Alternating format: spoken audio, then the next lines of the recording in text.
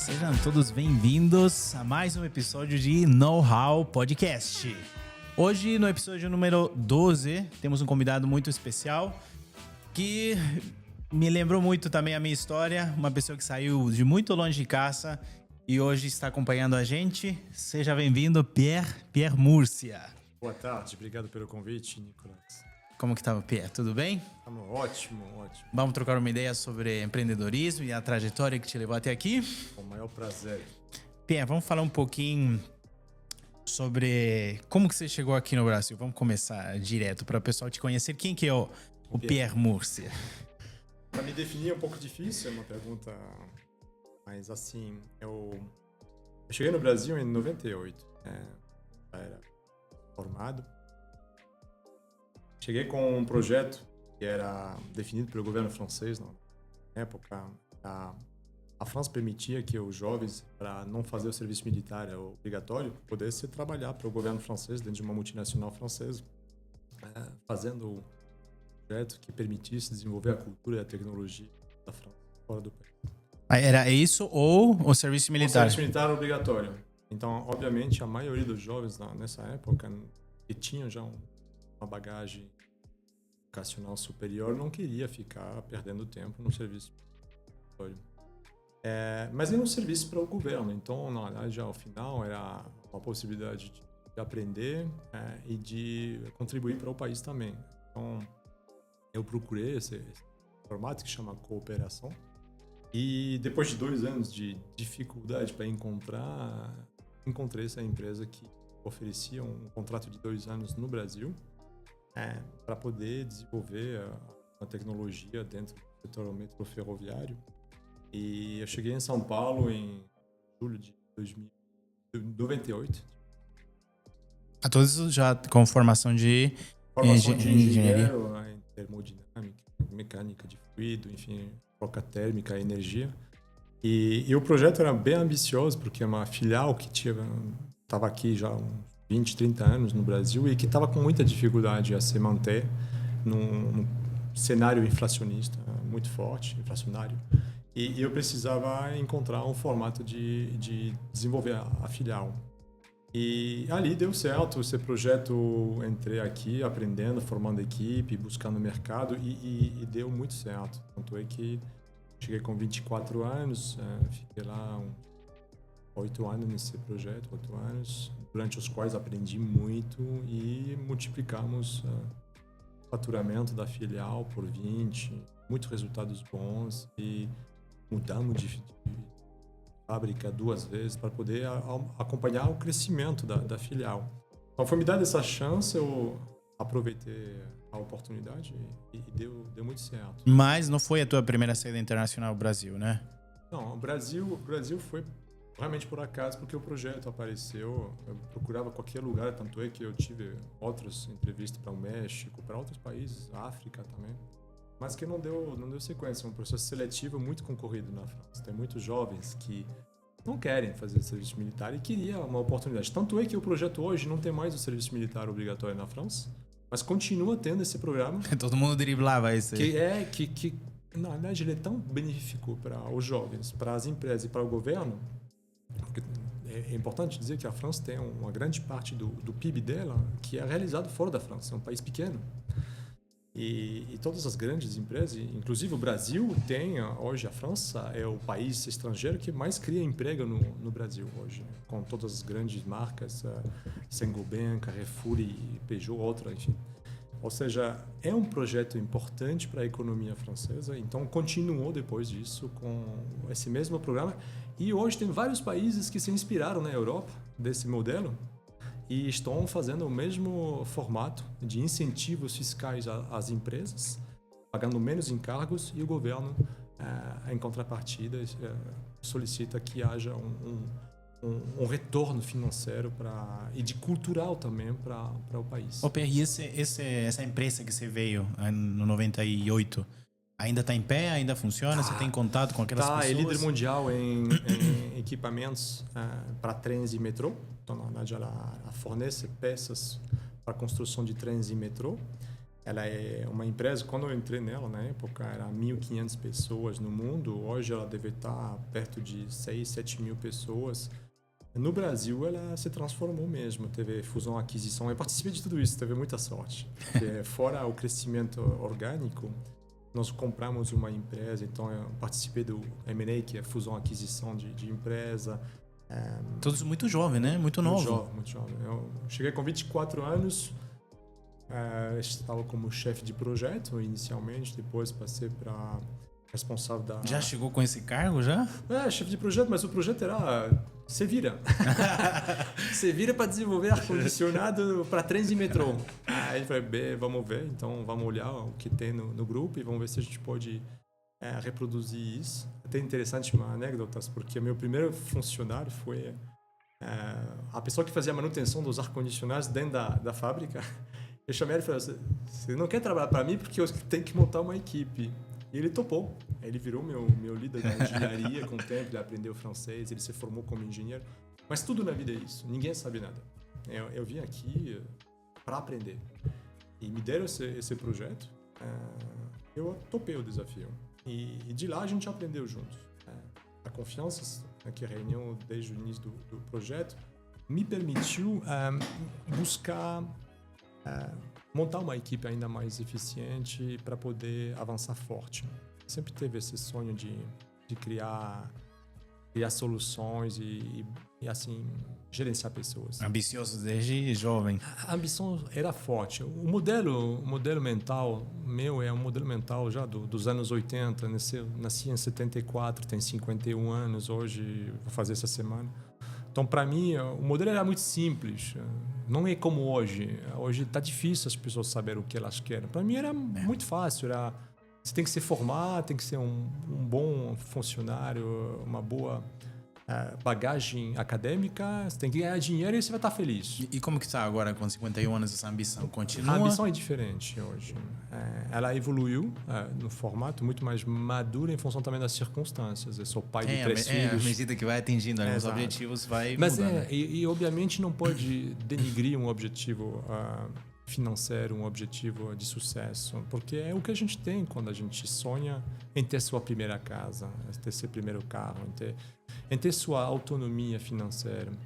Aí depois eu tive muita sorte também, porque encontrei uma mulher extraordinária, a Adriana, em 2000, com quem eu casei, e nós tivemos um caminhamento de vida conjunto incrível até hoje. Então nós tivemos 3 filhos maravilhosos, nós tivemos empresas juntas, todas as decisões complexas. Nós tivemos muito momento difícil também, claro, como todo mundo. Mas isso aconteceu e ali levou um tempo para hoje fazer o que eu sou e o pensamento que eu tenho quanto à questão do que me motiva a viver.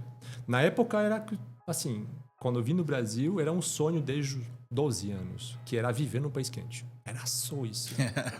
E você vai me dizer por que viver num país quente com 12 anos? Porque eu sou francês. Mas você já tinha visitado algum país quente que te fez sentir? Então, a questão é essa. Meu pai, meu nome é Múrcia, é espanhol. Visitando a família, todo mundo muito feliz na Espanha. Questão de cultura também muito jovial, fazer festa à noite, tá? E na França a gente tem o costume, julho, agosto, todo mundo para e vai no sul curtir o calor. E eu já teve sempre esse formato. Para essas praias? A gente vai muito lá no litoral do Languedoc-Roussillon. A gente ia muito mais perto de Montpellier, Nimes, enfim, as praias da região. Meus pais tinham uma casa lá, construía dura apenas. Meu pai construiu uma casa lá e a gente ia todos os verões na praia. E eu via a cara das pessoas mudarem. Desde pequeno eu via o quanto as pessoas, inclusive meus pais e eu, todo mundo muito mais feliz no verão. E foi muito claro para mim. Eu quero isso. Não quero o inverno onde todo mundo tá pálido, triste, vendo o sol. Mas está comprovado, né, cientificamente, que a falta de vitamina D também gera uma certa depressão. Exato. Então, para mim, foi muito assim, eu não gostava de ficar dentro. Eu gostava de esporte, então sempre fora. Mas quando tá muito frio, é muito difícil. Ô, Peggy, como foi esse choque cultural? Quando você veio, você já falava português? O que foi o mais chocante da cultura aqui? Na verdade, eu não conhecia nada do Brasil. Soube em em 97 que eu vim para o Brasil. Em 98 era a Copa do Mundo na França. Isso ainda teve final, né? Zidane tava no... Exato, mas para bem dizer, eu não sabia absolutamente nada. Tanto é que eu comecei a ler livro e... Na época não tinha internet como está hoje. Nossa, então, imagina. Peguei uma enciclopédia aí. Enciclopédia, método de aprendizado com cassete. Na época era cassete e essas fitas eu escutava. Os listening. Como aprender o barco é azul, a floresta é deserta, enfim. Eu aprendia dentro do ônibus para aprender a falar português, um pouquinho pelo menos. Mas eu falava espanhol já. Mas a cultura eu não conhecia nada. E para não prejulgar qualquer coisa, eu falei, eu vou tentar me aproximar dos brasileiros. Em Paris tinha muito brasileiro, tinha bar brasileiro, tinha festa, aí eu fui em todas. Fui em todos, me aproximar. A imersão cultural se levou a sério. Para começar a compreender. Nem sabia como me vestir aqui, eu falei, eu vou com muito pouca roupa, compro tudo lá depois. Eu já fui mesmo no espírito leve, solto, jovem, eu vou viver e vou aprender lá. E sem nenhum tabu ou prejulgado. Então foi muito bom, porque jovem também você não tem muito... a minha expectativa era somente curtir tudo que eu poderia viver durante esses 2 anos. Mas aprendi o português muito rapidamente. E ali eu posso dizer, comparativo com outras culturas. Eu vivi 1 ano na Inglaterra, eu sofri demais para aprender inglês, porque se não fala inglês quando você chega lá, dificilmente você fica numa roda assim, para conversar. Você já é jogado um pouco. Excluído, assim. Escanteio. Quando cheguei no Brasil, foi o contrário. Não sei se por outras culturas, você que é argentino também se viveu isso, nesse formato, mas eu senti um interesse incrível do brasileiro conhecer minha cultura. Compartilhar o que era, como que era. E assim, falei, caramba, impressionante. Querem saber de tudo, me ajudam a conversar, me ensinam as besteiras também, as expressões, enfim. Foi muito fácil. O Brasil A riqueza do Brasil é o brasileiro. O pessoal aqui é muito cálido também. E eu percebi também que eles gostam são muito receptivos. Sim. No sentido que você fala, eu sou de lá, eu tenho um parente lá e já puxo uma conversa que, não sei. Mas eu também, nessa última viagem, eu tirei aquele mito, né? Que as pessoas falam que os europeus são frios. Qual o teu conceito sobre isso? Não pode generalizar, né? Não pode nunca generalizar. Eu acho que... eu diria que tem pode ser uma explicação a isso. Todas as pessoas felizes, entusiastas que eu conheci, em nenhum momento, em nenhum lugar do mundo, acharam que um povo era mais frio que o outro. Sempre foram bem acolhidas e receberam uma experiência incrível. Mas existe, né? Aqui nunca te falaram assim, fui lá Sim, e achei meio frio. Mas se você olha um pouquinho o perfil da pessoa que fala isso, é uma pessoa muitas vezes exigente, que tem pouco simplicidade na vida. Se você chega em qualquer lugar com um bom sorriso, a primeira palavra é o sorriso, uma energia bacana, você respeita a cultura local e você se abre para poder viver uma experiência, dificilmente no mundo você não vai ter uma recepção bacana. E o problema é mais com as pessoas que com as culturas de outros países. Eu acabei de ter um amigo lá no fim de semana no tênis, falou, eu fui para a França, as pessoas falam que o francês é chato. Eu tive uma super experiência, você é o segundo hoje que me fala isso. E eu digo, em todo mundo tem gente incrível. Basta saber se você quer viver uma experiência incrível com essas pessoas e se conectar com elas. Exatamente. Comigo, sabe o que falavam também para mim? Antes de ir na primeira viagem, falava, você tem que se esforçar em falar francês, senão eles te ignoram. Ninguém vai querer falar com você. Então, tenta se esforçar, pelo menos na primeira oração, e depois você vira. Exato. Mas, cara, foi todo mundo super aberto nessa última viagem. Eu acho que hoje o mundo também evoluiu. Eu cheguei em 98, não tinha internet como tinha hoje. As pessoas viajavam, já era assim, bem difícil você ver estrangeiro no Brasil morando, vivendo, exceto turista, mas que realmente investia para viver no Brasil. A gente era uma comunidade muito pequena.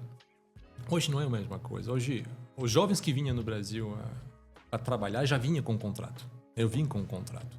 Hoje já vejo jovem que depois dos estudos vem e vão falar, vamos ver, vamos encontrar um formato, tem muito mais coragem de dar um pulo para o mundo. Né? De Latam para a Europa também. É a mesma coisa, exatamente. Também não tinha muito brasileiro lá, exceto aqueles que trabalhavam já na França. Hoje eu vejo uma comunidade brasileira que amou a cultura e que quer tentar na Itália, na Espanha, no Brasil, na França, na Inglaterra e se dá bem. Porque tem em todo o país talentos e esses talentos, a partir do momento que eles vão sem pré-julgado no país, eles conseguem encontrar. Naquela época era burocrático igual hoje? Por exemplo, um estrangeiro querer vir aqui, é geralmente mais fácil para o europeu que vem para cá a documentação. Como era através do governo, a gente tinha um passaporte diplomático para poder iniciar o processo de integração até ter um CPF, RG, que chamava RNE na época.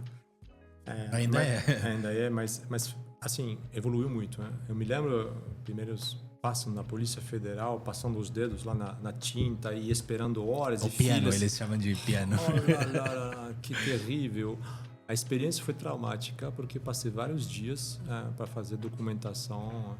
Inclusive, apanhei muito quando fui empresário para montar minha documentação no Brasil. Foi muito terrível. Hoje eu vi a celeridade, um pouco mais de seriedade também frente a isso. Porque alguém que vem aqui para contribuir ao país.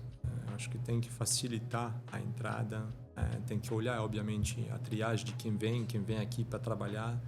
Não está aqui para roubar o país. Não, mas isso aí também fica para as pessoas que acham que por ser Latinoamérica, o Brasil, a Argentina também é fácil a documentação, o que não é muito burocrático. Para quem quer fazer as coisas bem, né? De ter tudo em nome, em dia, imposto, é muito burocrático. E até hoje, tipo, posso te garantir que tem muitas complicações. Mas é burocrático em todos os países. Sim. Porque hoje o mundo é globalizado, os fluxos migratórios são elevados. Sim.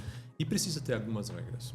Eu acho certo ter a burocracia no sentido... Por exemplo, eu acabei de tirar o passaporte francês para meus filhos que nasceram no Brasil. Não consigo tirar da minha esposa ainda, porque minha esposa precisa passar um concurso para falar francês. E o B1, né? B1, B2? Exato. Um concurso muito puxado para poder ter a nacionalidade francesa. Por mais que ela tenha 3 filhos que hoje são franceses, franco-brasileiros, então brasileiro nascido no Brasil e francês por pai, ela não tem automaticamente a nacionalidade francesa. Ela vai ter que passar, estudar ainda mais. Ela fala francês fluente, mas é um concurso complexo. E você tem que ter isso, porque eu acho que tem que merecer também a questão da nacionalidade. Inclusive, eu sempre falo para as pessoas, mas você é francesa, eu sou brasileiro. Eu falo, o que é um brasileiro para você? O que é um brasileiro? Só porque nasceu é brasileiro? Eu considero um brasileiro que se sinta digno de merecer esse título de brasileiro, alguém que respeita o seu país, que faz de tudo para defender o seu país. E eu falo pra muita gente, eu me considero muito mais brasileiro que você. Então, agora eu tava fazendo as contas, tá? Na metade da tua vida foi... Eu tô há 27 anos. 27 aqui? Há 27 anos no Brasil e 24 na França. Eu escolhi vir aqui. Eu poderia viver em qualquer outro país, Espanha, França, qualquer lugar. Mas eu escolhi esse país. Eu respeito esse país desde que eu entrei nele. E eu criei muito emprego, muita riqueza aqui dentro. Meus filhos nasceram aqui, eu amo esse país. Então, na verdade, um brasileiro é alguém que ama seu país. Não é alguém que nasce no Brasil. Tem muita gente que nasce aqui e que não faz absolutamente nada para defender a cultura, a nação, a República Brasileira dentro de um ambiente globalizado.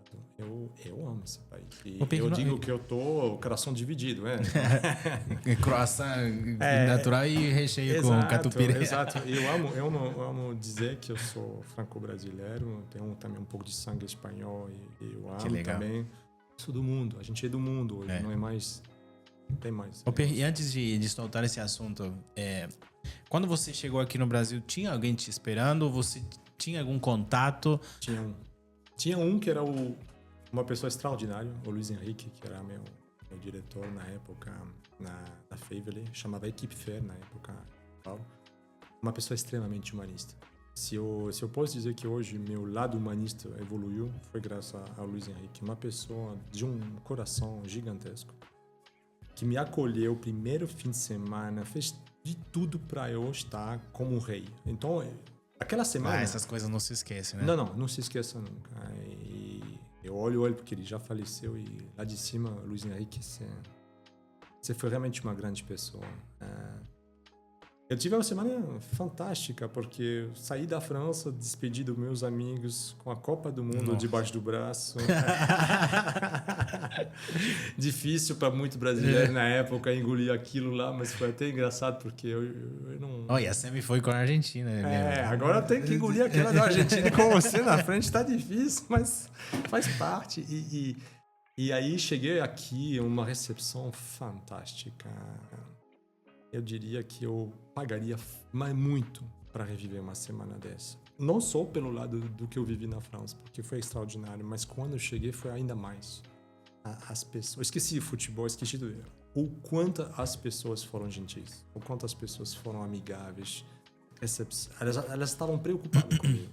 Saber se eu ia ter um lugar bacana para dormir, para jantar. Foi convidado em todas as festas de todo mundo, formatura de um, churrasco do outro. Eu posso dizer que eu conheci a cultura brasileira assim, mas muito a fundo. Uma apresentação completa na primeira semana. E eu ia para tudo. Sinceramente, eu fiz isso ao longo da minha vida. Quando fui em Paris, foi a mesma coisa.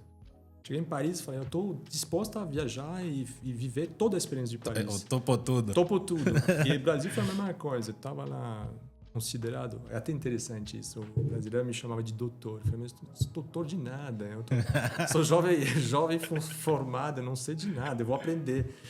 E tinha uns convites um pouco às vezes, mas eu não sei se ele vai vir, mas eu falei, vou no churrasco, no subúrbio de São Paulo, eu vou jogar futebol com vocês, eu vou fazer um samba ali. E isso me permitiu ter uma circulação dentro da empresa maravilhosa, porque as pessoas não somente gostavam da minha pessoa porque era simples, natural, humilde, assim, para mim era muito importante, não era superior a ninguém. Mesmo se tem sempre essa tendência do brasileiro achar que um estrangeiro é um pouco mais capacitado para qualquer coisa, eu não considero, não. Eu acho que eu tive a sorte de me beneficiar do conhecimento do Brasil e dos brasileiros para desenvolver minha pessoa aqui. Mas ainda existe, né? Eles chamam de síndrome de vira-lata, né? Mas eu acho que também as pessoas precisam conhecer um pouquinho mais o mundo e perceber que o Brasil também tem muita presença no mundo inteiro. Tem. E já penso, desculpa aí, 2 gringos falando português enrolado aqui, vamos ter que legendar tudo aqui, né? mas o Brasil tem que ser... Tem que ter confiança nele. Obviamente, ele tem que ter também confiança em um governo que merece essa confiança, na verdade. É o que o Brasil está procurando. Porque o povo em si é um povo que merece algo melhor. Exato, sempre. Ô, Pê, vamos falar agora, já falamos sobre um pouquinho da tua trajetória, como que você chegou aqui. E eu quero também saber o teu lado de empreendedor. Eu quero saber como começou a tua jornada de empreendedor aqui no Brasil. E contar os bastidores também, como foi essa experiência. Sim. Bom, em 2000, como eu falei, encontrei a Adriana e eu tinha uma posição boa na empresa, na multinacional, e eu sempre tive a vontade de fazer alguma coisa. Trabalhei muito desde a infância, então eu falei, sei fazer muitas coisas, vamos ver. E a Adriana tinha uma capacidade incrível de trabalho também, mas os fins de semana era ruim para nós, porque ela trabalhava em shopping e eu queria viajar fim de semana. Então começou a ficar um pouco difícil de ficar em São Paulo, enquanto eu amava descobrir as praias brasileiras, enfim. Foi isso, né? Adriana, vamos juntar os dois. Eu comecei já a ter um pouquinho de reservas e eu falei, vamos... Aí, tudo isso você tinha largado o teu emprego para... Não. Eu continuei. Nunca larguei o emprego, mas eu tinha a sócia ideal. A pessoa que eu conhecia, que eu confiava muito, que tinha competência que eu não tinha. E juntos a gente podia montar uma equipe para um projeto. Que projeto? Aí a gente começou a olhar. Ela era extremamente boa em administrar vendas e também muito fácil dela achar solução para qualquer problema. Eu já via isso já há muito tempo, pelo histórico de vida dela. Começou também a trabalhar muito cedo. Eu falei, olha, força de trabalho um entusiasmo, uma capacidade de comunicação, uma mulher que tinha muita predisposição para isso. E eu com essa vontade de empreender com ela. Então a gente começou a olhar e aí olhamos vários projetos. E aí, em um momento, a gente olhou um projeto que poderia para nós ser interessante, que era fazer uma empresa de crepe, crepe tradicional, tipo a panqueca, mas na época ninguém conhecia muito bem o crepe.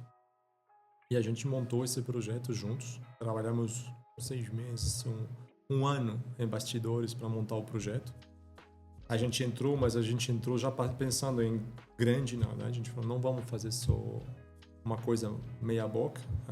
Então a gente desenvolveu um carrinho de fibra, toda uma marca chamada Crêpe de Paris, que existe ainda a marca. E com logomarca, com embalagem, com tudo. A gente tinha tudo pronto. Tanto é que quando a gente apareceu no mercado com o primeiro quiosque, numa feira, assim, a gente foi convidado para um outro evento com o João Dória no litoral de Guarujá. O atual João Dória? O João Dória, ou o pai? Não, o João Dória é o atual filho. Ele montava uns eventos em Campo do Jordão e Guarujá. E fomos convidados para ir lá. E lá foi um sucesso. A gente apareceu na televisão, a gente tinha fila dentro do... Vocês estavam na linha de produção, então? A gente fazia o quiosque, a gente fazia o crepe no início, no próprio quiosque, só que não dava conta. Tanto é que, vou te falar uma anedota incrível de empreendedor. Não, mas peraí, você estava atendendo aí o pessoal? Sim, eu, minha esposa e o meu cunhado. Eu chamei o cunhado, vem ajudar.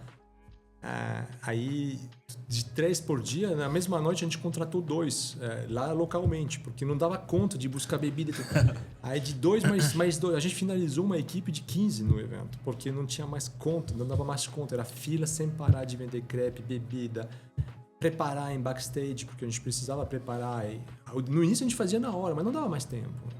Aí eu chamei minha faxineira que trabalhava em São Paulo para me ajudar no evento. E ela falou, eu topo ir lá, mas eu tenho 3 filhas. Traz as filhas também. Louco. Tava estourando, então. Tava estourando. E de repente, um dia que estoura, assim, a gente tá lá vendendo sem parar, sem dar tempo de respirar. Passa um empresário que é o André Giglio, da Francap. Uma pessoa extraordinária que vê o negócio e fala, não, esse negócio eu tenho que franquear. E vem no quiosque e fala, olha... Adorei seu negócio, quero te ajudar a franquear. Eu falei, então fica no caixa. Fica no caixa que não tem tempo de falar. Ele ficou no caixa a tarde inteira. No final do dia, ele falou, olha, Pierre, seu negócio é incrível. Eu quero te ajudar a franquear. Eu falei, franquear? O que é isso? Não sabia nem como funcionava aquilo. Ele falou, não, franquear é montar um modelo econômico padrão para poder vender mais unidades. Se quiser, a gente faz um negócio grande. Na época, eles franqueavam Häagen-Dazs, Bon Gruyère, todas as grandes marcas aqui. Eu falei, por que não? Vamos ver, então. E de lá, começamos a pensar o projeto. Eu falei, mas eu não tenho dinheiro para pagar uma empresa como você. Ele falou, tá bom. Eu vou montar o projeto e vamos fazer o seguinte. Eu acreditava mais que você. Mais que ele falou, arrisco. Quando vender as primeiras unidades, você vai me pagar tal valor em cada unidade e depois um porcentagem. Eu falei, se o risco é assim, perfeito, vamos. E aí fomos. E de lá começamos a vender as primeiras franquias. Foram 1, 2 em Santos, 3, 4. Chegamos depois aí para o Brasil inteiro, mais de 70 franquias, mais de 30 milhões de crepes. Fizemos crepe congelado em supermercado. Não, tivemos uma aceleração violenta depois. Mas fazendo crepe no nosso apartamento, numa chapinha assim, convidando os amigos para provar o sabor do crepe, falar se estava bom, se não estava, até montar o cardápio e deslanchar. Então, aquela experiência foi incrível. Cara, que história sensacional isso aí. Incrível.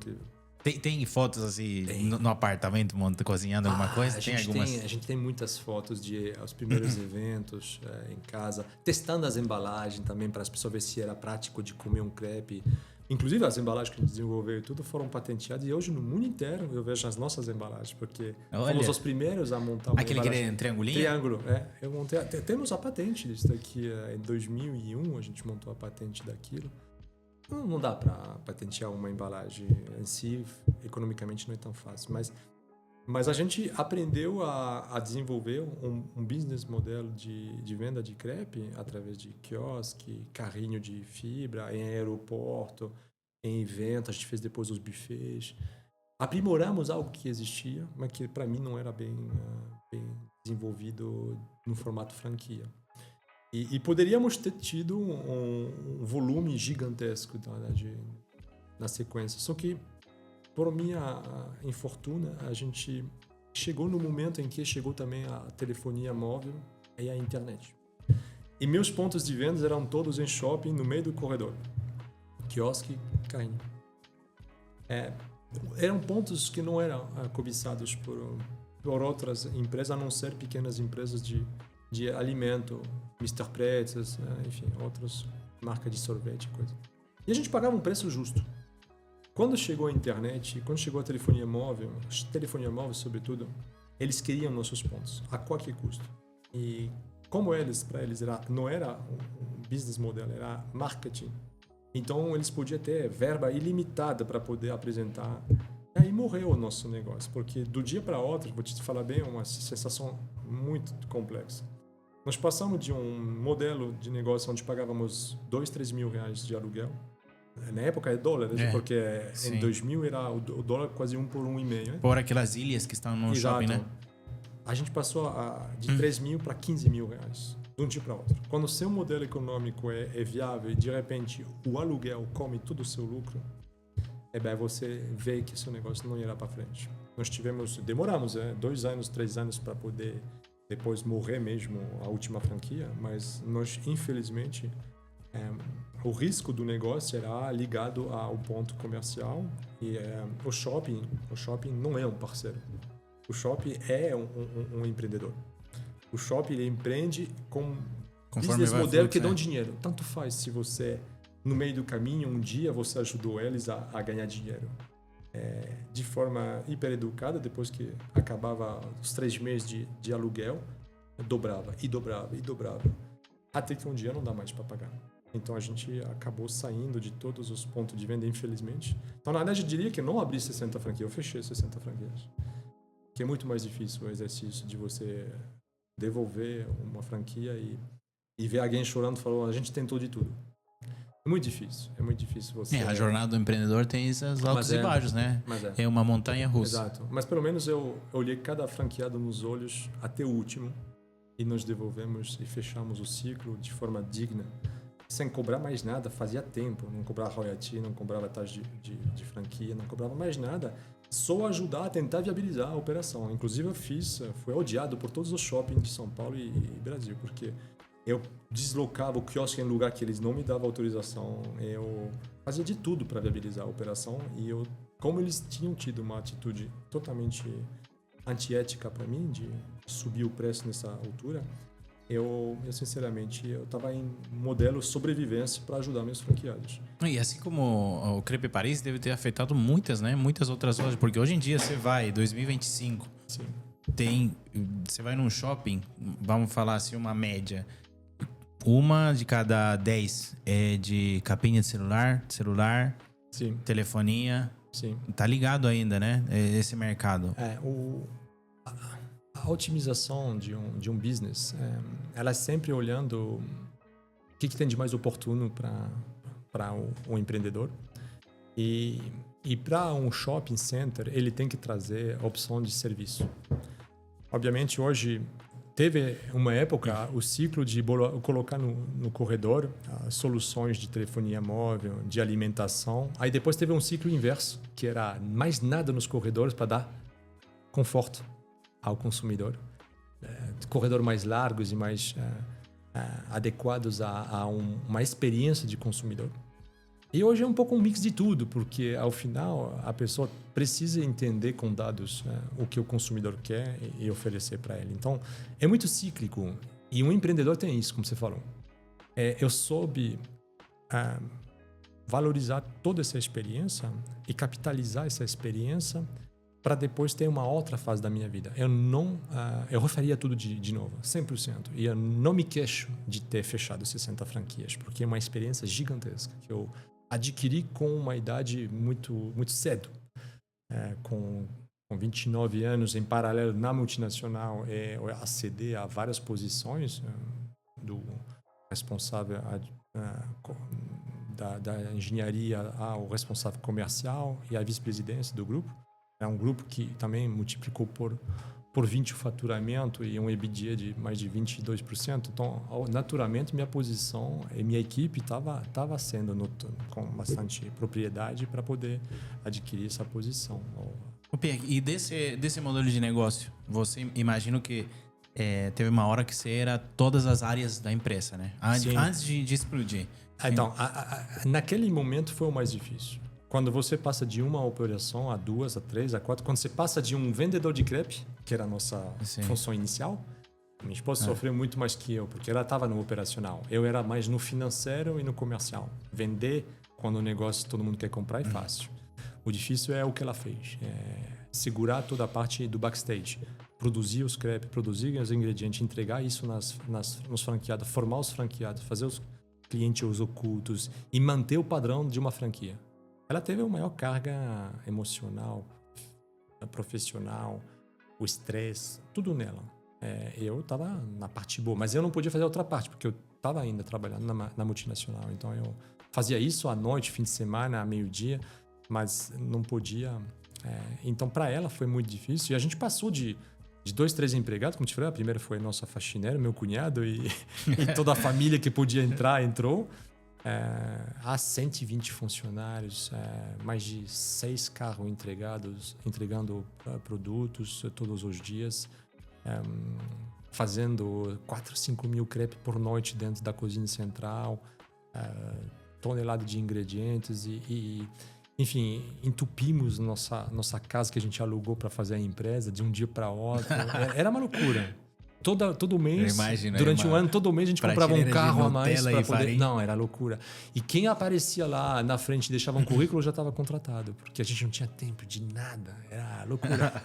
Quer trabalhar? Esse era o único. Você quer trabalhar? O que você sabe fazer? Vai lá, vai fazer isso. E entrava assim mesmo, indicação, porque a gente tinha muito evento também, a gente fazia muita coisa. Foi uma euforia muito gostosa. Então, uns 10 anos foi esse projeto. Essa euforia foi de 2001 até 2006. 5 anos. 5 anos muito forte. 5 anos intenso, não posso dizer quem que era e o que fiz durante esse período, porque eu só trabalhei nada. Trabalhei dia e noite, fim de semana. Todo mundo tem algum momento da sua vida as oportunidades que aparecem. Mas como que você manteve o equilíbrio de empreendedor e CLT? Porque nunca você falou, não, vou 100%. Muito difícil. Né? Muito difícil. Muito difícil, tanto é que ao final eu saí para ser só empreendedor, porque não dava mais para poder manter o foco como CLT. Eu tive uma situação extraordinária. Na época, quando eu trabalhava na Fevele, o dono chama François Fevele, que é o nome da empresa, me deu essa oportunidade gigantesca, porque eu pedi demissão, na verdade. Quando eu vi que não dava mais, eu falei, não posso ficar aqui e minha cabeça pensando nos meus negócios. E eu tive uma pessoa extraordinária, que é esse dono dessa empresa, um empreendedor incrível, uma pessoa que fez fortuna tanto no lado industrial como no vinho também. Eles têm o melhor vinho em Borgonha.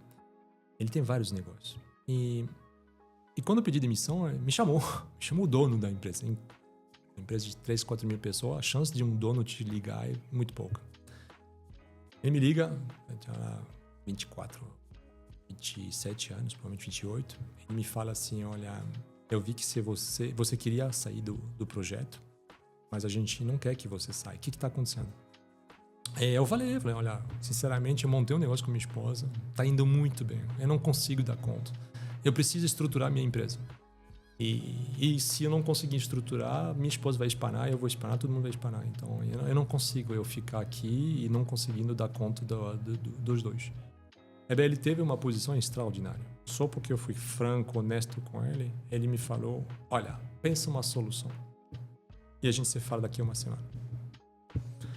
Uma semana depois, ele me liga de novo e eu falo para ele, olha, a única solução que eu vejo é trabalhar meio tempo como vice-presidente. Incrível. Vamos tentar, vamos ver. Seria trabalhar meio tempo, de manhã, das 7h30 até 1h da tarde. e poder ter esse meio tempo durante, no mínimo, 6 meses para organizar minha estrutura. Ou 3 ou 6 meses, eu não sei, lembro bem. Mas para poder encontrar um diretor para ajudar minha esposa, um gerente, enfim. E nesse período eu quero também ser pago apenas a metade do meu salário. E eu farei mais que meio tempo, porque eu fazia mais de 6 horas por dia. Tá? 2/3, mas eu queria receber, para ninguém falar depois. Mas assim, eu falo, também eu acho que 2/3 é pouco para minha posição, porque quando você está nessa posição, você precisa. Sim. Aí eu falei, é isso que eu posso. Ele falou, eu topo. E topou. Servia para eles. E topou. Eu acho que deve ser no mundo uma ovelha de 5 pernas, porque não existe isso. Você, numa posição dessa, alguém que toparia. Ele falou, eu sou empreendedor. Desde que me entendo, eu sou empreendedor.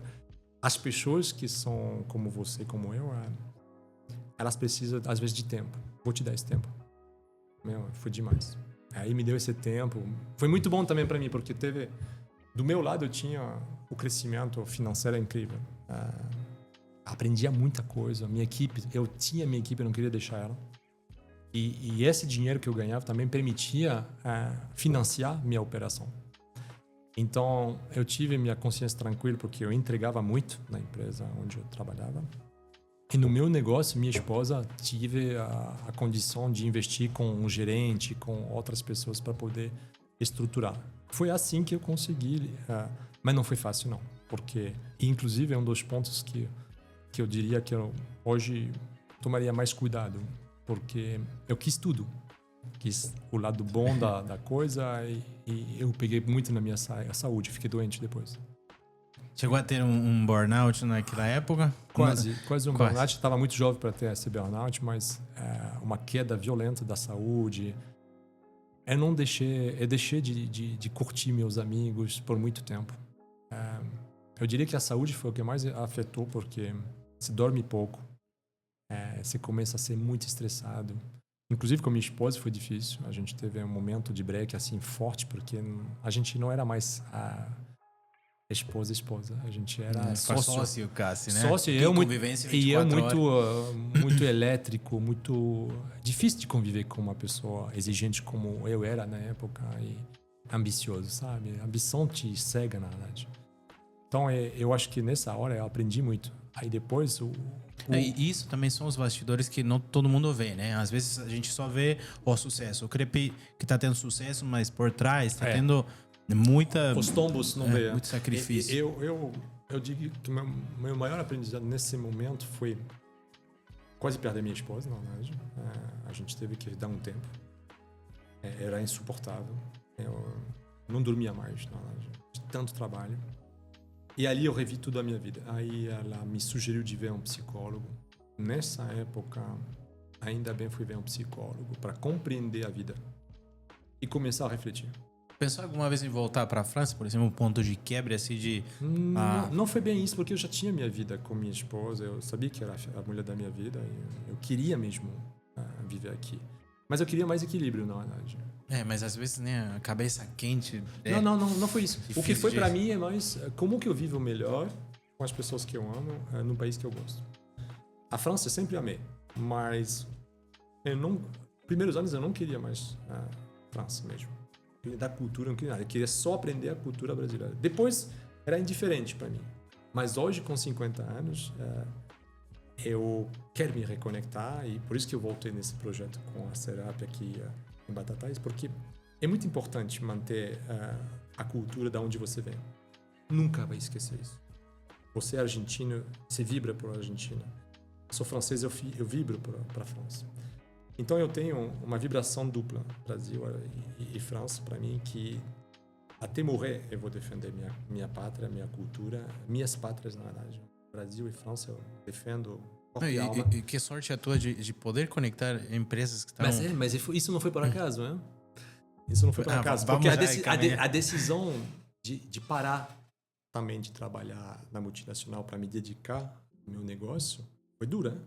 Eu abri mão de um salário gigantesco, de uma posição de vice-presidente, eu abri mão de muitas coisas, mas não abdiquei à toa. Abdiquei por um equilíbrio familiar. Eu queria, de novo, estar com minha esposa em equilíbrio. fiz esse tratamento psicológico para aprender a lidar com a vida de forma diferente, compreender as coisas. E me fez muito bem. O equilíbrio era muito no sentido de rever o tempo para as coisas que eu amo. Compreender quais eram as coisas que eu amo. Porque na época, quando você está no turbilhão do empreendedor, às vezes você esquece completamente. Você não vai escutar o desafio de escutar um empreendedor que vai te dizer que ele tem tempo de alguma coisa. Que ele não trabalhou que nem um maluco para ter o sucesso. Que não deixou de curtir seus amigos, suas paixões, porque o negócio te consumiu completamente. E a dificuldade é essa. É como que eu mantenho um equilíbrio, que eu queira viajar ou fazer o meu esporte, se eu tenho o tempo todo o negócio que vem e que pede esse tempo. Então, a dificuldade é essa, é equilibrar isso, encontrar as pessoas certas. A ambição também tem que ser conectada com o que é realista, não é? Poderia, sim, ter tido muito mais franquia, poderia ter tido muito mais... E daí? Poderia também ter morrido. Poderia ter morrido de um colapso mental, físico, enfim. Eu tive a sorte de ter somente um alerta forte com essa separação, que me reforçou também no formato de como devo viver com alguém e construir uma família. Me reforçou na questão de cuidado da saúde. Me reforçou na questão também do cuidado com meus amigos. E de tentar equilibrar um pouco tudo isso. É óbvio que a gente está o tempo todo aprendendo a manter esse equilíbrio, mas para mim foi muito bom essa caminhada nesse sentido. Ela foi muito benéfica. Que legal. E agora você tocou o assunto do teu atual emprego, né? Uhum. Antes da tua posição agora, você passou por outras empresas? Sim. Depois, como a gente viveu a experiência da franquia de crepe e que o shopping não permitia mais a expansão, a gente teve que pensar outros modelos econômicos. Então, a gente pensou em crepes congelados. A gente foi até o final do projeto de crepe congelados, tanto é que eu contratei uma pessoa da Nestlé para me ajudar, uma pessoa incrível, a Ana, que fez todo um trabalho incrível para poder montar a marca de crepe congelado. E a gente vendeu em muitos empórios em São Paulo, Pão de Açúcar, tá? Só que não era um mercado fácil. Você vai competir com grande, Sadia, com as gigantes, né? Exato. E a gente era um minúsculo. E foi bem difícil. A gente tentou outros modelos econômicos, inclusive de fazer corners dentro da Petrobras. Estava para fechar um contrato gigantesco com a Petrobras para entrar dentro das lojas AMPM quando desencadeou a denúncia Petrobras... Odebrecht? Odebrecht, e fechou todos os projetos. Eu tinha investido mais de 250 mil reais dentro de um projeto de corner. Eu ia abrir, o primeiro ano, 50 corners. Era o modelo econômico mais viável da MPM, do sistema de posto de gasolina. Mas, enfim, não deu certo. Frustrou pra caramba. Paramos esse projeto, paramos um projeto de congelado. E eu falei, bom, agora o último recurso que nós temos é eventos ou restaurante. E aí a gente abriu um restaurante. Nessa noite eu deveria ter dormido mais. Porque ter restaurante foi a pior coisa em termos de energia. É muito difícil. Atendimento ao público não é para qualquer um, né? De um lado, foi a pior coisa em termos de gasto energético, de tempo, de dificuldade. Do outro, eu amei. Eu amei estar em contato com as pessoas. Eu amei cada pessoa que me falou parabéns, amei minha noite. Teve muito amigo e clientes que sempre falavam, Pierre, cara, graças a você, eu fiz tanto evento bacana, boda de diamante, casamento, pedido em casamento, aniversários, noites especiais, e eu era julgado para aquele momento. Então, tanto os julgamentos bons como os ruins eu tive na sequência. Num trabalho hoje é difícil você receber um parabéns. Hoje, o trabalho onde eu estou hoje é só demandas. Difícil um cliente chegar e falar, puxa, Pierre, seu tanque perfeito, como eu queria, parabéns. Sempre tá ou caro demais ou demora demais para entregar. Parafuso aqui. Mas é difícil ter um parabéns. E no restaurante eu tive isso. Vivi momentos incríveis. Então, isso eu não posso tirar daquela experiência. Financeiramente, não valeu a pena, mas eu recuperei meu dinheiro, então tá ótimo. E a experiência valeu muito. Mas depois disso, a gente fez o restaurante.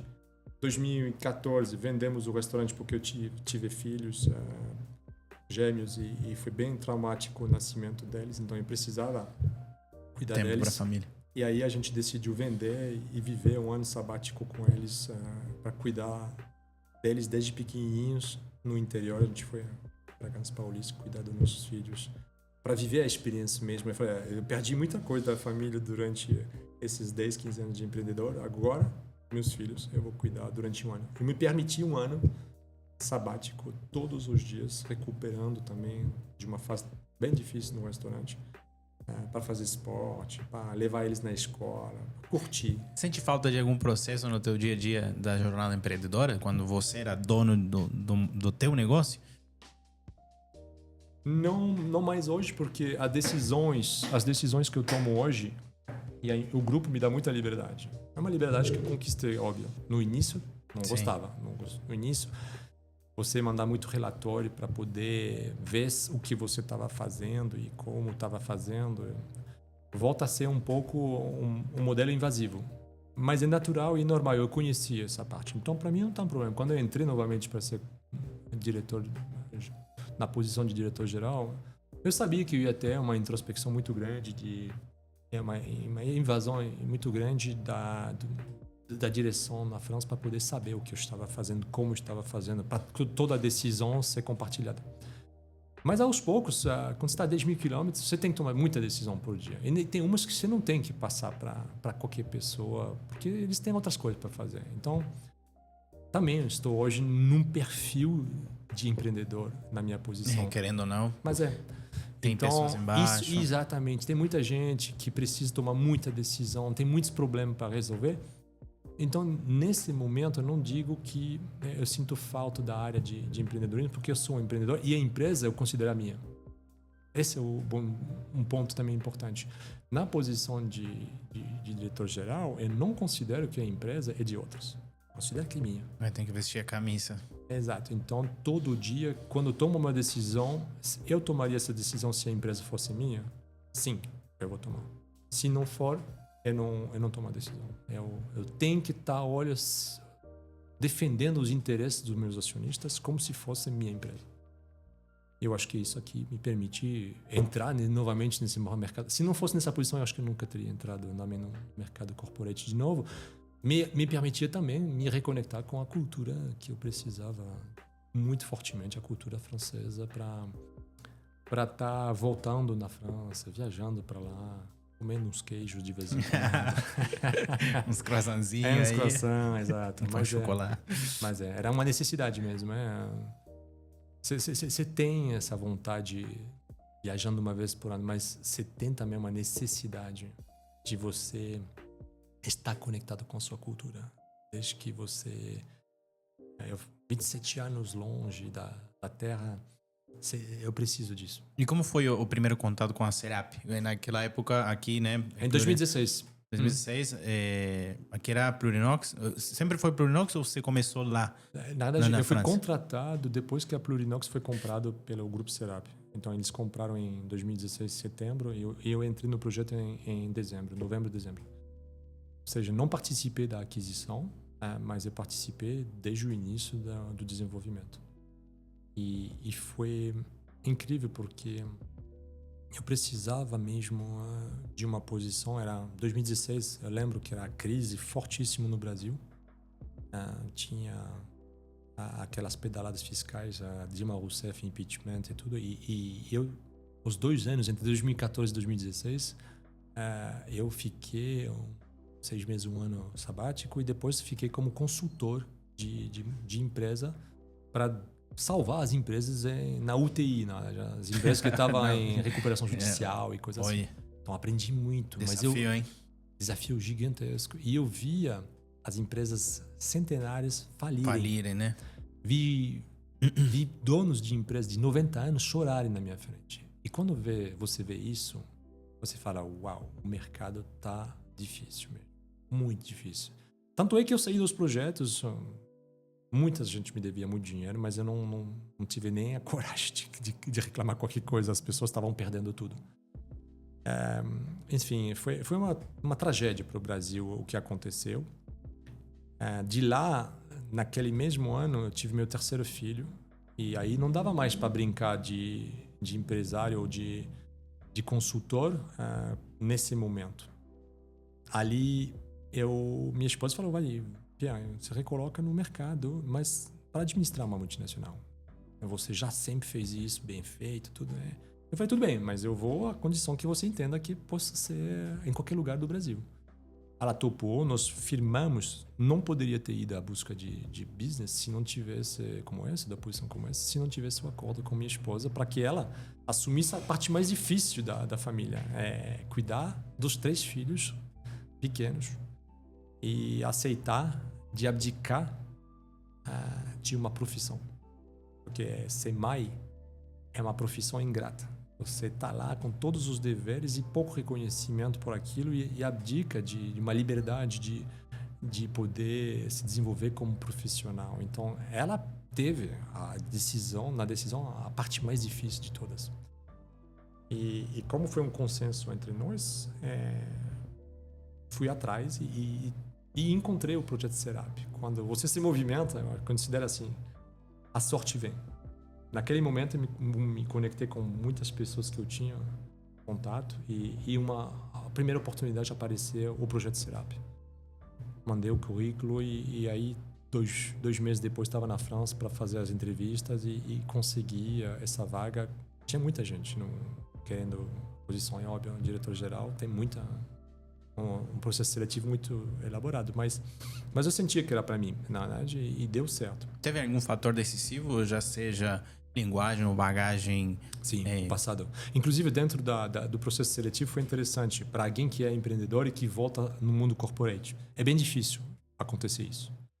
Porque quando você tem a liberdade de um empreendedor, você não gosta muito de voltar a ter regras e reportar para alguém.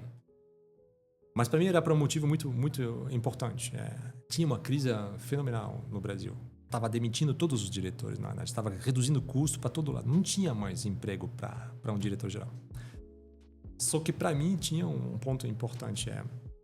Eu podia buscar com isso uma segurança financeira, obviamente.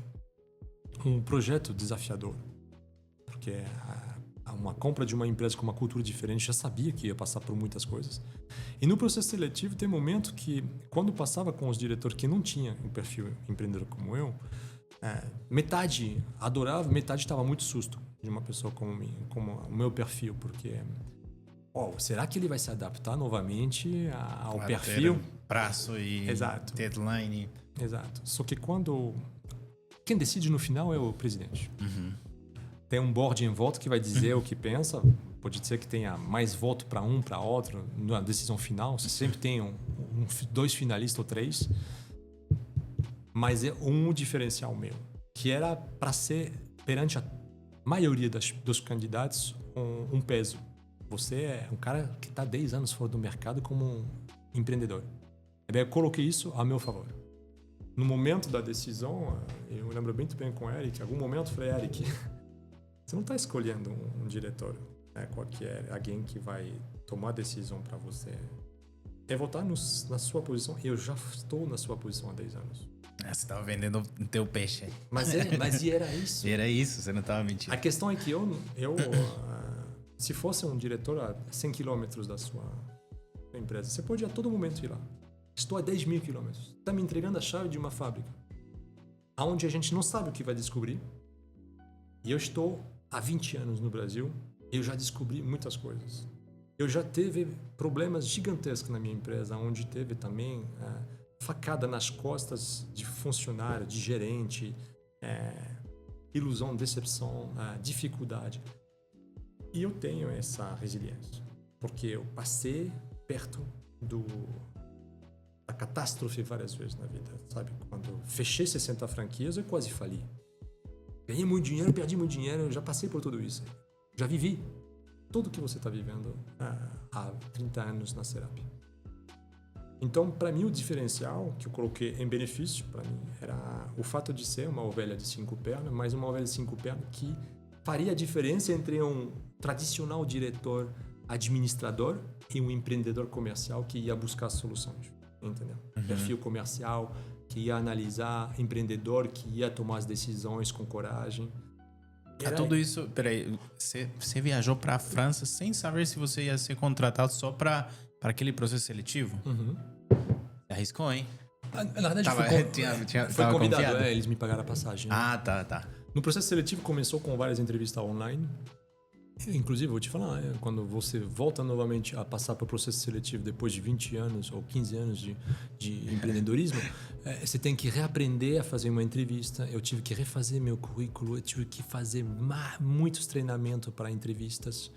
Eu tive que reaprender a me vender. Mas foi demais.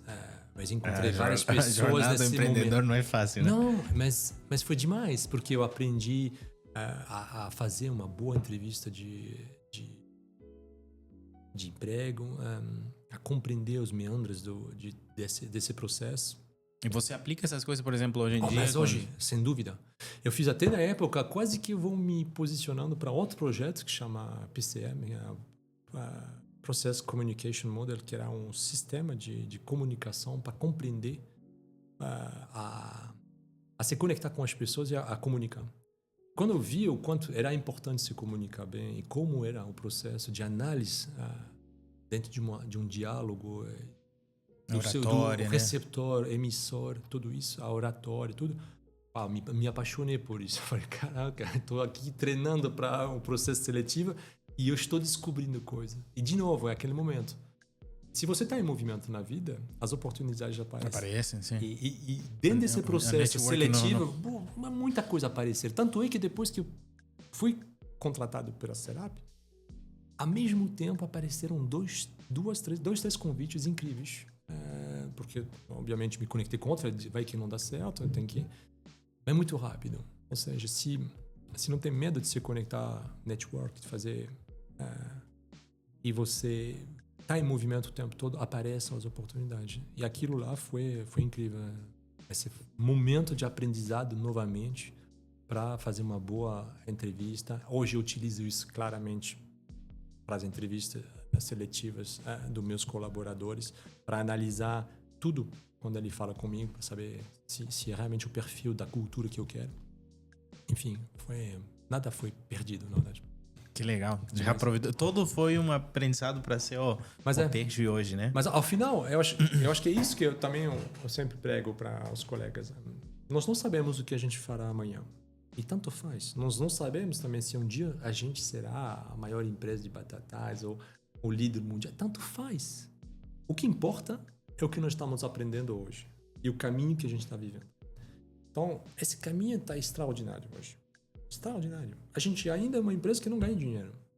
É uma empresa que começou a ganhar dinheiro no ano passado. Depois de 8 anos. Nós passamos por muita dificuldade. Tivemos um momento dificílimo lá dentro do projeto. E tem coisa que eu não posso contar, mas assim, foi muito difícil. E salvamos a empresa, na verdade. Porque não estaria fechado hoje. Se não fosse o Grupo Serap, ela já estaria fechada. Teve que injetar muito dinheiro para poder salvar essa empresa. Mas o caminho foi incrível e justamente hoje a gente está super feliz porque para nós temos já o sucesso. O sucesso de ter integrado 140 pessoas que vivem essa cultura nossa, que crescem dentro da estrutura. Eu tenho um comitê de direção formado por 3 jovens aprendizes. E tem gerações de famílias dentro da empresa famílias também. inteiras passando dentro do projeto. Incrível. Então tem pessoas que passaram de jovem aprendiz a funcionário para coordenador, gerente, são diretores e membro do comitê de direção hoje. Ou seja, é muito mais do que você dizer a cultura nossa é do desenvolvimento. Nós provamos a ter qualquer posição que as pessoas cresçam dentro da nossa estrutura. Isso é muito legal. E esse é o sucesso. Ô Pierre, como que você vê hoje o Brasil para os empreendedores? Como você vê o terreno aqui? Muito fértil. A diferença de muitas pessoas que falam o Brasil sempre foi o... Não, o Brasil tem muitas oportunidades. Justamente porque falta, às vezes, um pouco de de rigor na gestão de muita gente, aqueles que sabem olhar um pouco e enxergar, é um país de muita oportunidade. E nichando um pouquinho mais a pergunta, né? Batatais muitos falam capital do inox, né? E para quem quer empreender hoje aqui nessa região, como que tá a situação? Por exemplo, hoje aqui, nesse quarteirão, abriram um barracão também, onde fabrica cascata e aqui acho que tá saturado esse mercado. Sim. Mas... Porque as pessoas fazem muito copiar-colar e sem pensar um pouquinho. Tem muitos artesãos bons aqui. Posso dizer que aqui Batatais é repleto de excelentes artesãos. Existe também empreendedores muito corajosos. Mas falta uma cultura. Falta a cultura do aprender a ganhar juntos. Existem muitas oportunidades para todas essas empresas. Só que elas não podem vender preço. Elas têm que vender valores. Elas têm que se juntar. Elas têm que olhar as oportunidades que existem. Tanto é que nós hoje lideramos durante 3 anos a UIB, União Inox Batatais, que eu presidi durante 2 anos. Agora é o Paulo Marques da Wazer que presida. Para poder montar um conjunto produtivo local aqui. A gente foi reconhecido o ano passado. A gente vai receber R$750 mil para montar uma escola de formação que vai inaugurar nos próximos meses para formar caldeireiros. Tem muito potencial para essas empresas todas, só que a maioria são bons artesãos, às vezes bom empreendedor, mas falta alguma coisa. Falta visão, falta cultura. E as pessoas roubam entre eles os bons funcionários trabalhando de um formato errado, não registrando. Elas baixam o preço para poder conquistar mercado ao invés de aumentar valores e entregas. E ao final destrói o mercado. Se você tivesse um pouco mais de inteligência em volta do espaço inox, onde tem uma demanda gigantesca ainda, consumo por capita de inox no Brasil ele é 5 vezes menor que a média dos países desenvolvidos. Ou seja, a gente pode crescer 5 vezes mais, ainda vai ter demanda. Eu não vejo o problema da demanda do mercado. Eu vejo como a valorização da entrega do saber trabalhar e do valor agregado aos produtos e serviços. E a gente poderia ter um polo aqui junto, solidário, para poder... Eu gostaria muito de subcontratar empresas aqui. Eu tenho justamente até 2 empresas que eu terceirizo o serviço com elas. Eu tenho muito mais. Eu não consigo encontrar. Porque o que eu encontro é empresas que não são estruturadas, que não registram as pessoas, que têm muitos riscos. Ao invés delas estruturarem para oferecer um serviço de mão de obra qualificada para as empresas que já têm um mercado gigantesco e se especializar em serviço, todo mundo quer fazer a mesma coisa, copiando o outro, roubando os projetos e vendendo mais barato online.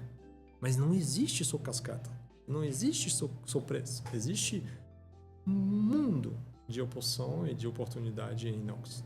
E é isso que eu defendo dentro da União Inox Batatais, esse conjunto produtivo local que a gente montou com a ACE. E eu gostaria que as pessoas de Batatais entendessem isso. O mercado não é o problema, o preço não é o problema. Nós temos que defender a tecnologia inox e o savoir-faire, o saber fazer que tem nos artesãos de qualidade que nós temos em Batatais e preservar isso. Que o dia que o último grande caldeireiro parar de trabalhar e não passar isso para as novas gerações, acabou o polo inox. Não adianta você comprar robô e coisa assim se não tem o artesão de qualidade. Okay. E esse projeto para quem é o que vocês estão montando? Bom, o projeto da escola é para 2 coisas. É para contratação de pessoas que nunca trabalharam em caldeiraria inox e que queiram ter a oportunidade de conhecer esse mercado e investir no mercado de caldeiraria inox.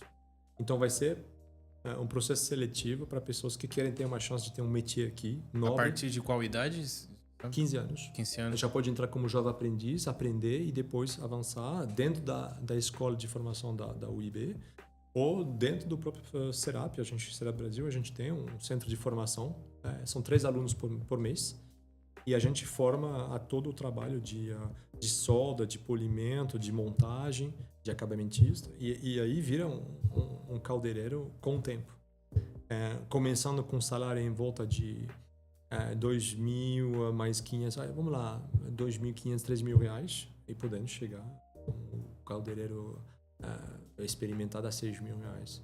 Então, com condições boas, com evolução, com treinamentos, nós temos oportunidades, muitas oportunidades. Só que a gente tem a dificuldade das pessoas entenderem o quanto é importante. Porque se ela não quer depois continuar também, tudo bem. A pessoa começa como caldeireiro, como artesão, e se ela tem uma cabeça de querer evoluir para engenharia, para métodos, para outras coisas, também demos essa oportunidade. Porque para nós é melhor ainda quando tem um caldeireiro que trabalhou em cima de um produto e sabe toda a dificuldade que é para fazer um produto. Quando ele vai para a engenharia e faz a concepção desse produto, ele sabe o que um engenheiro que não é caldeireiro, ele sabe o que um engenheiro não sabe. O quanto é difícil fazer aquela peça. Então ele vai conceber diferentemente. Ele vai melhorar o processo produtivo da peça. Então para mim é muito importante a pessoa entender, eu começo como caldeireiro. Eu posso finalizar minha carreira como caldeireiro, chefe e realmente ser um mestre da caldeiraria, um mestre artesão. Ou ele pode também evoluir dentro da engenharia, dentro do métodos e processo, dentro da qualidade. Hoje o meu gerente de qualidade é um ex-caldeireiro. Passou por métodos, tá aí, e hoje voltou como gerente de qualidade e de assistência técnica. Olha que legal. Mas infelizmente não são todas as empresas que têm, né, essa possibilidade de ascensão. E hoje também a gente está atravessando, né, uma fase de gerações que quer tudo rápido, né? Rápido. Então, por exemplo, se você fala para uma pessoa que está começando a trajetória agora, fazendo um curso, te garanto que se você continua com essa constância, vai chegar um cargo alto. Exato. Hoje, os talentos que entram aqui, a gente fala que todo mundo é talentoso. Todo mundo, de alguma forma, é talentoso. Mas quando alguém chega lá e demonstra caráter, força de vontade, curiosidade, eu não deixo escapar. Nunca. É proibido um líder deixar escapar uma pessoa como essa. Se ela está com essas características, uma pessoa que é trabalhadora, que é curiosa, porque curiosidade é tudo para aprender, e que tem essa capacidade de essa proatividade para poder perguntar e fazer melhorar os processos, eu não deixo escapar nunca uma pessoa, principalmente se ela tem o caráter, porque o mais importante é isso. A pessoa sabe que ela vai ter que esperar um momento certo e ela vai ter que demonstrar primeiro serviço e resultado para poder evoluir. Essa pessoa, a gente vai sempre, e a gente temos reuniões muito frequentes de avaliação dos candidatos a posições novas para fazer um plano de carreira com formações. Hoje eu tenho assim muito investimento em formação interna, externos, graduação de pessoas, pagando cursos também, tudo. E pessoas que vão acessar novos cargos porque querem e merecem. Nós estamos dando muita oportunidade, porque a gente está crescendo muito. Esse ano eu fiz o cálculo, hoje de manhã com o CEO do grupo. Dentro do grupo Serap não tem uma empresa que vai crescer mais que a Serap Brasil. Nós vamos chegar a quase 35% de crescimento esse ano, com 20 o ano passado. Em 2 anos nós dobramos de tamanho. E nós vamos dobrar ainda. A gente quer ter um CAP 80, chegar a 80 milhões líquido, 100 milhões de reais, até 2030. E eu acho que a gente vai chegar antes disso, em 2029 ou 2028, com a equipe que eu tenho hoje. Eu tenho certeza que a gente vai chegar lá. Ou seja, nós vamos precisar de muita mão de obra. Nós vamos precisar de gente com muita vontade. Fica a dica aí, pessoal, aí para já deixar o currículo pronto para. Mas eu tenho um RH hoje que não dá conta da demanda. A gente, só esse mês a gente está contratando 12 pessoas. Nós passamos 130, 150. Uma hora? Tá. Não, mas tudo bem, né? Tá. Então, oportunidade tem, sim. Oportunidade tem e é só abraçar essas oportunidades. Ô, Pierre, vamos já encaminhando quase pro encerramento, mas antes queria te fazer algumas perguntas um pouquinho mais contraídas, né? Sim. Voltando para o âmbito pessoal, né? Uhum. E curiosidades também para as pessoas que te veem com cara de sério todo dia. Pierre, qual costume brasileiro você adotou assim com gosto e que até hoje te causa, que você adotou mesmo? Chinelo? Abraçar as pessoas. Abraçar as pessoas. O lado calorento do calor humano brasileiro e esse abraço, para mim, representa muito. Desde manhã, quando eu deixo meus filhos na escola, eu não deixo eles sem dar um abração, um abraço de verdade. E quando eu volto na França que as pessoas me dão a mão, meus amigos, eu não consigo fazer um beijo. Eu falo, te dou um beijo, mas vem aqui. Eu amo isso. Eu acho que aquilo lá é brasileiro. É muito brasileiro isso aqui. E é muito bom. É difícil para um japonês, provavelmente, ou para um francês. Vai dar uma cabeçada. Mas eu vi colegas franceses como eu amando dar o abraço. Comigo, sabe o que aconteceu? A gente tem o costume de um beijo também, entre homem e mulher. Sim. E os primeiros meses, quando eu cheguei, todo mundo chega assim, né? Sim. Chega assim, e eu ia direto com a bochecha. Aí, e era, tipo, muitas vezes eu recebi o stop, né? O stop, Mas, cultural. Foi chocante. E é difícil, quando eu voltava para a França, que não me lembrava que era assim. tão formal, eu chegava lá e eu comecei... Desculpa. Já chegava... Oxa. Mas isso é uma cultura boa. E das comidas, Pierre? Você acostumou fácil? Muito. Brasil. A culinária brasileira é boa também. Muito boa. Mas, francesa, não puxando o saco, mas... tem cada coisa boa. Queijo, vinho. Esse ano descobriu o raclette. Não tinha... raclette. Foi de Natal. Nossa, a gente jogou... Bom demais. Batata. Exato. Eu acho que o francês gosta tanto do Brasil, o Brasil gosta tanto da França por essa cultura do momento em volta da mesa. A arte da mesa é muito forte nas duas culturas. O Brasil tem ingredientes incríveis, tem churrascos incríveis, frutas incríveis, alimentos maravilhosos e culturas italianas, francesas, alemãs, tudo misturado, né? Misturado aqui, japonês, o sushi, quando você vê sashimi, sushi aqui é incríveis. Cream cheese, abacate. Até um pouco de cream cheese demais, mas se olhar a culinária, meus amigos que quando vêm aqui amam ir em restaurante aqui e falam, meu Deus, a gente come tão bem aqui no Brasil. Então, eu diria que eu tenho a chance de ter provavelmente as culturas culinárias das melhores do mundo. Então, eu não posso dizer que Você acostumou um churrasco de 12 horas aqui? Então, essa é a dificuldade. E até, inclusive, eu me lembro quando eu comecei a fazer os primeiros churrascos em casa no início da minha vida no Brasil, eu ficava puto, porque convidava para... Que hora vamos fazer? 1 hora. A 1 hora já tinha a brasa pronta, já as primeiras linguiças e coração. Já chegou uma pessoa. Aí a minha esposa falou, você é louco.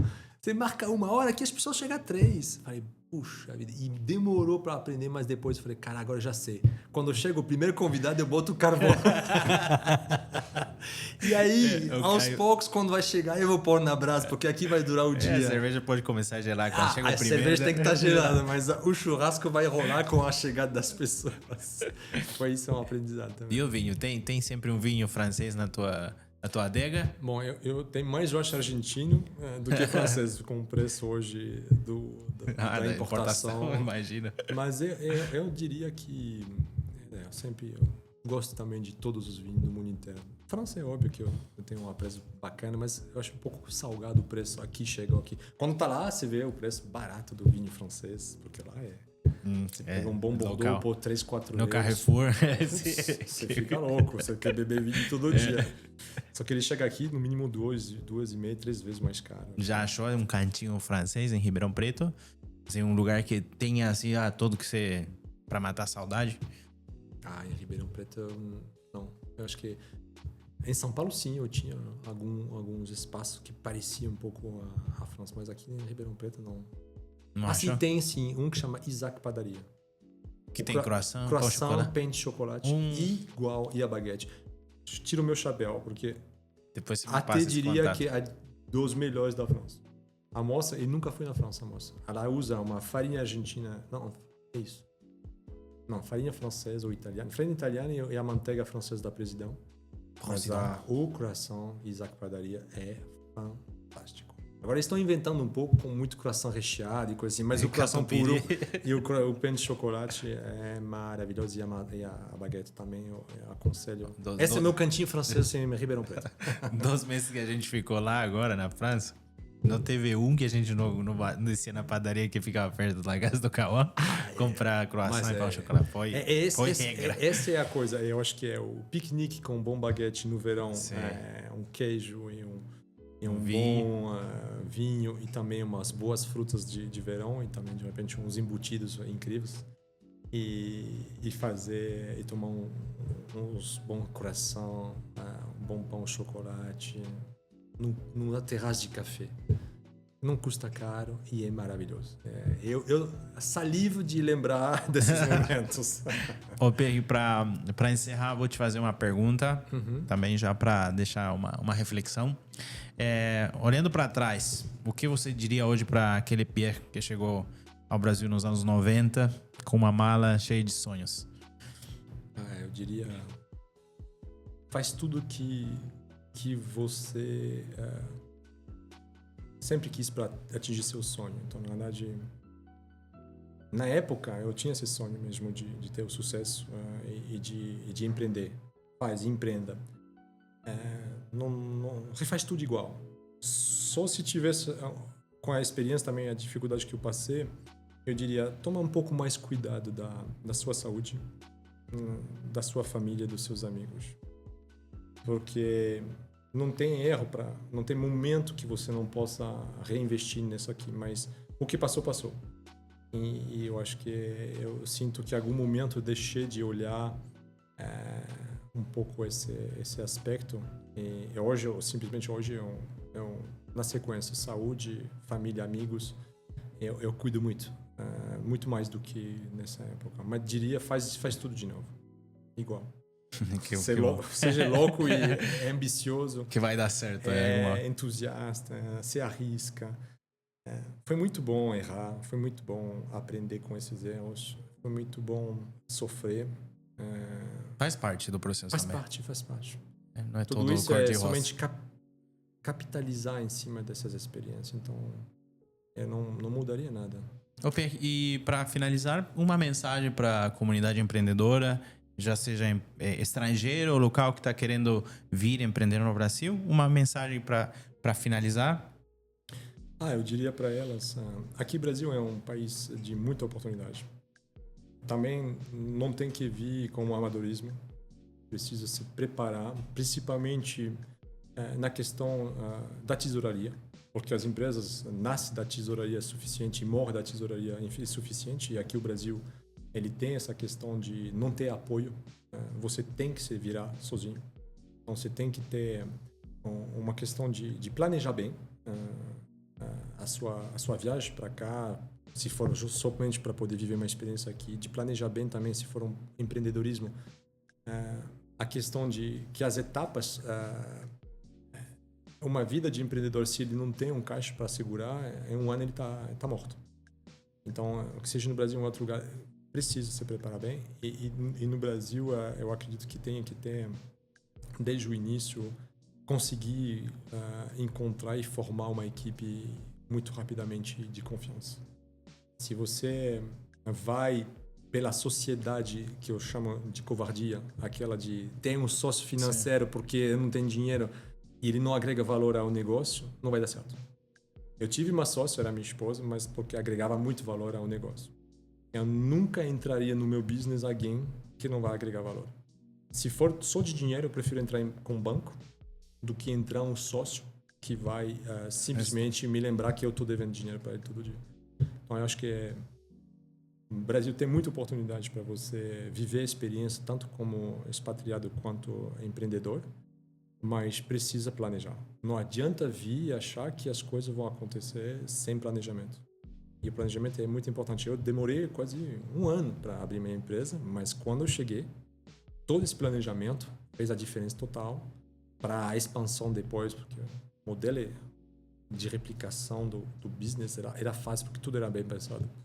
Então, eu acho que é importante fazer isso. E aí depois, tem algum momento, tem que sair do papel. Esse é o ponto também de vários amigos que queriam ser empreendedor e até hoje nunca empreenderam nada. Sempre haverá uma dúvida. Sempre haverá uma dúvida na vida de um empreendedor. Você está em cima do muro e você tem que pular esse muro. Você tem que ter essa coragem de pular o muro e dizer, agora vamos ver. Porque eu acredito, tenho entusiasmo. tem a sensação que vai dar certo. E aí depois, muita coragem, muito trabalho, muita resiliência também. Porque passar dificuldade vai passar. Essa é a única certeza que tem. Mas tem que dar esse pulo com essa ambição e essa confiança que vai dar certo. E aí depois, viver a vida. Então é isso, pessoal. Muito obrigado por ter aceitado o convite. Foi uma grande honra receber você. Opa. Diretamente da França. De qual cidade? Eu não te perguntei. É um vilarejo de 3.000 habitantes, que chama Langogne. Um vilarejo incrível, lindo. Perto de Ibris, Perto de um outro vilarejo, provavelmente, de 40.000 habitantes, chama Le Puy-en-Velay. Mas é uma região muito pouco conhecida, chama Maciço Central, entre Clermont-Ferrand e Nimes, mais ou menos 2h30 de Lyon. Muito vilarejo na França. Eu venho de um vilarejo realmente incrível. Eu amo esse lugar. E saudade agora falando disso. Já voltamos para a França. Pessoal, muito obrigado. Espero que seja conteúdo de um grande aporte para vocês, para quem está pensando em vir também empreender no Brasil, para quem está pensando pular também para a Europa. São mais ou menos sistemas parecidos. Então, muito obrigado, Pierre, novamente por aceitar o convite. Foi um prazer. E estamos finalizando mais um Know-How Podcast. Obrigado. Obrigado, Pierre. Valeu. Bate-papo muito gostoso. bom. Foi muito bom. Foi legal, pra caramba.